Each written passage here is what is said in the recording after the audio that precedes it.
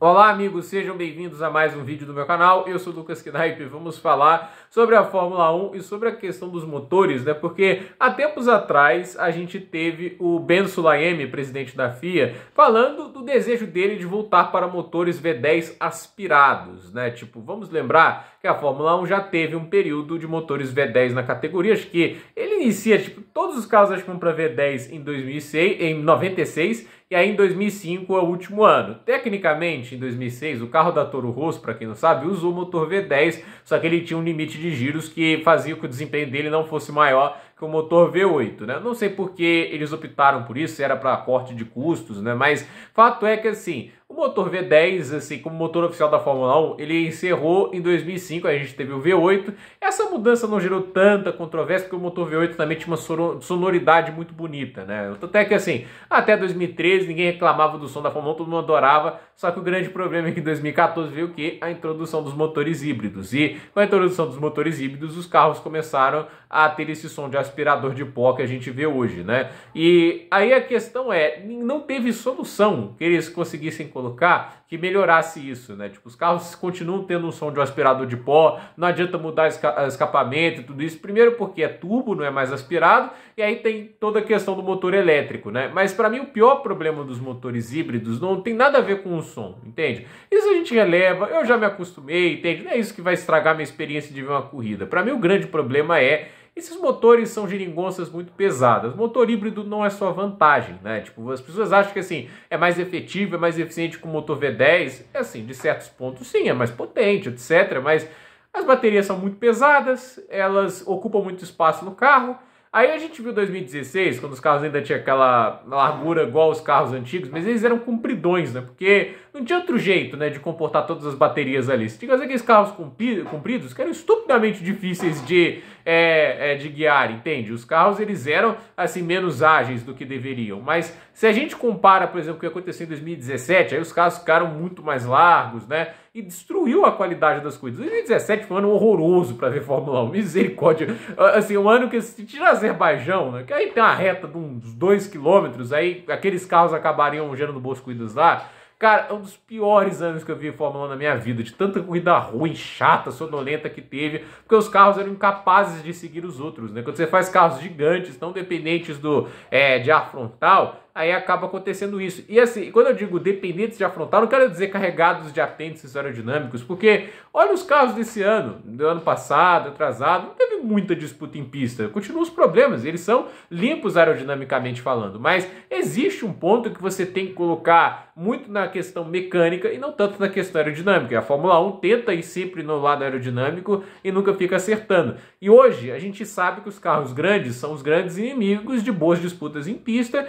E a verdade é que isso só vai acabar de verdade com o fim dos motores híbridos, porque eles são grandes demais, eles são pesados, e a questão é que eu fico olhando, no ano que vem a gente vai ter um regulamento novo, os carros teoricamente são menores, eles reduziram um pouquinho, mas ainda assim você tem mais presença do motor elétrico, são 500 cavalos ao invés dos 180 ou 200 que se tem hoje. Cara, para pensar. 500 cavalos, eles vão colocar metade da cavalaria no motor elétrico e aí o carro vai ficar muito mais pesado, né? Tipo, é difícil acreditar que eles vão conseguir ter um peso menor. Não é porque o carro vai ficar menor, as baterias são pesadas. E aí fica essa questão dos V10, por quê? Assim, existe mercado automotivo para tudo, motor híbrido, motor elétrico e tudo isso, mas é meio complicado imaginar que tudo vá se tornar elétrico e que tudo vá se tornar híbrido, porque ainda existem muitas desvantagens. O híbrido ele tem a vantagem de ser, né, no mercado automotivo, mais econômico, ele consome menos gasolina, isso é uma coisa legal. Mas, por exemplo, o motor elétrico ele não tem a autonomia necessária, ele ainda perde muito para um carro a combustão em vários aspectos, né? E assim, é difícil você reabastecer um carro elétrico, entende? Demora muito mais. Um carro a combustão você abastece assim, ó, no estalar de dedos, né?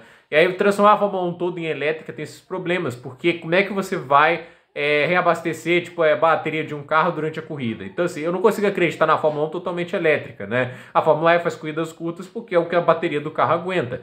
E a questão que a gente coloca a gente tem essa situação em que você tem os motores elétricos e tudo isso, só que existe o ecocombustível, e o ecocombustível ele seria muito mais eficaz no aspecto ecológico de que, assim, sabe qual foi a melhor coisa para o meio ambiente no mundo automotivo nos últimos 50, 60, 70 anos? Não foi o carro elétrico, foi o etanol. O etanol é o que mais está ajudando o meio ambiente. Por quê?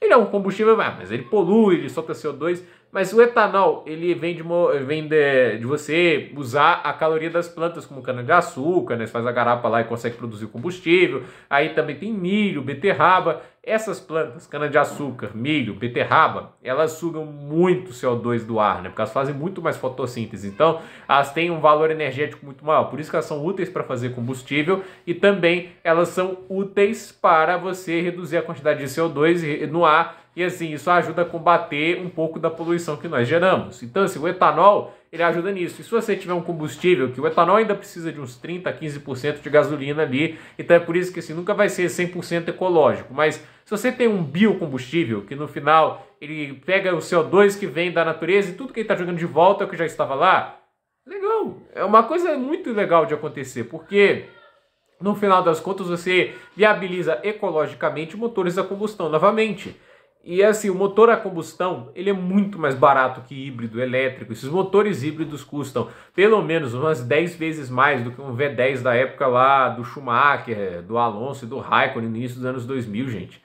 Aqueles motores eram baratos. A Fórmula 1, inclusive, se você para pensar lá, ela não tinha tanta concordata de empresas, né? Tipo, vamos parar para pensar que em 2009, quando a gente teve algumas saídas de equipes da Fórmula 1, né? Por causa da crise mundial, né? E isso afetou muito, principalmente o setor automotivo. E aí, a partir de 2014, a gente vê a falência da Force India, aí vira Aston Martin, que o Lance Stroll compra a equipe, a falência da MAN. Várias equipes foram à falência porque os motores híbridos eram caros demais. Ficou inviável financeiramente falando, né? Hoje a gente fala que equipes não passam tantas dificuldades financeiras, mas, gente, isso aí é um pouco meio mitológico, porque ou as equipes independentes elas foram vendidas para outros consórcios, como é o caso da Williams, a Sauber agora é gerida pela Audi, entende? E assim, grandes montadoras assumiram isso, né? E montadoras normalmente têm o interesse na tecnologia híbrida para desenvolvimento para o mercado normal e tudo isso, mas a Fórmula 1, antes de tudo, ela tem que ser um negócio muito sustentável financeiramente falando, né? Tem que estar preparada para esse tipo de crise e tudo isso.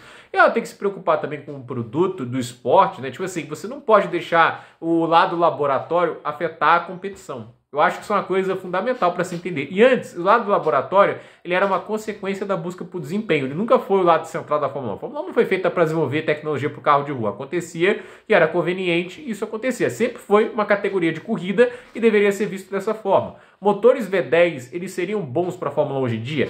Obviamente. Assim, não tem nada para você falar de muito contra isso, né? Tipo, se as empresas que fornecem motores aceitam, assim, é muito mais barato. Vai viabilizar carros mais leves, menores, melhores para competir.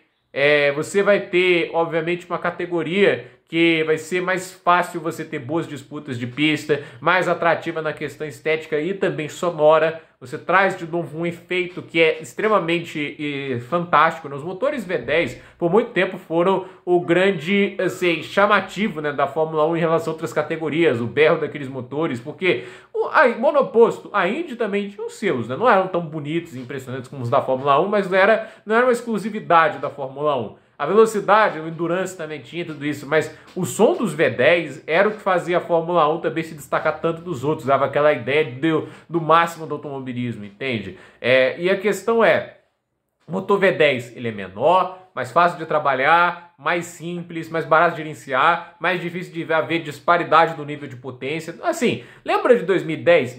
Ninguém se importava com o motor que a equipe tinha, se era Ferrari, Renault, o máximo caso era o Cosworth, que esse estava realmente ficando para trás, mas assim, o motor mesmo, assim, a Red Bull tinha um Renault na época, a Ferrari tinha um Ferrari, a McLaren tinha um Mercedes, entende? E na época lá, o motor não fazia tanta diferença, né? Tipo, a cavalaria era basicamente muito similar, porque o regulamento era muito bem feito. Desde que o híbrido foi colocado, a gente tem esses desníveis de potência que no final acabam prejudicando um pouco a disputa dentro da pista. Então, assim, eu acho que os motores V10 seriam ótimos porque melhoraria a questão custo-benefício, seriam mais fáceis de trabalhar, os carros ficariam mais leves, mais ágeis, proporcionariam corridas melhores porque eles seriam menores, e aí aquele negócio, carros menores possibilitariam também mais desgaste. E se vai para biocombustível, etanol, Vale lembrar que o álcool ele é muito menos econômico do que a gasolina, né? Quem dirige carro sabe disso, você consome muito mais álcool do que gasolina. Então, assim, é meio que óbvio que o reabastecimento voltaria. E eu acho que a Fórmula 1 devia fazer igual a Indy, né? Não faz um tanque grande, coloca ali um tanque que dá 15 voltas no máximo, né? Ou 20, dependendo da pista. E aí você deixa os pilotos lá fazendo 2, 3 paradas, alternativa estratégica. Acho que funcionaria muito bem. Eu acho que seria até legal a Fórmula 1 adotar a estratégia Indy lá de um mecânico por pneu. Seria muito bacana, né? Eu acho que a Indy tem um diferencial fantástico quando se trata dos pitstops, das estratégias nesse aspecto. Então, vamos ver o que nos reserva sobre motores V10, mas tudo que a gente tem agora são pequenas especulações, mas quem sabe o motor mais espetacular da história da Fórmula 1 foi o V10, né? Mais que o V12, né? O V12 nem tanta gente fala, né? Mas o V10 é um motor, né? Pela sonoridade, né? Por aqueles carros emblemáticos, né? Eu acho também que se beneficia muito também os títulos do Schumacher, né? Todos, acho que os dois primeiros foram motores V8, vai lembrar, né? Os carros da Benetton, acho que eles tinham um motor V8 Ford, né? Mas todos na Ferrari tinham V10, né? E aquele som, assim, aquele negócio, dá uma nostalgia gigante daquela época, né? E eram carros visualmente fantásticos também, né? Eu acho que aquela época dos anos 2000 da Fórmula 1, antes de 2009, eu tenho uma raiva dos carros de 2009, eu acho que todo mundo sabe disso, né? Quem assiste o canal há mais tempo sabe, né? Mas eu acho que aquela foi uma das épocas mais marcantes e incríveis da Fórmula 1, visualmente e sonoramente. Então, gente, por esse vídeo é isso. Dúvida nos comentários, deixe seu like, se inscreva no canal, compartilhe esse vídeo e até o próximo vídeo.